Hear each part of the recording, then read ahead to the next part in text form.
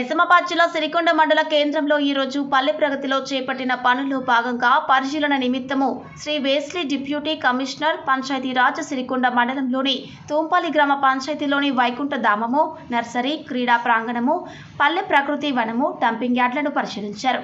కార్యక్రమంలో తరుణ్ చక్రవర్తి, జిల్లా పంచాయతీ అధికారి శ్రీనివాస్, డివిజనల్ పంచాయతీ అధికారి, సిబ్బంది పాల్గొన్నారు.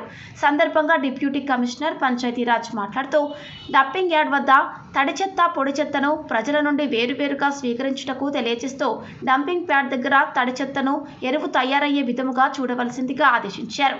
తయారైన ఎరువును స్థానికంగా పెంపకం చేసిన మొక్కలకు ఉపయోగించుటకు ఆదేశించారు.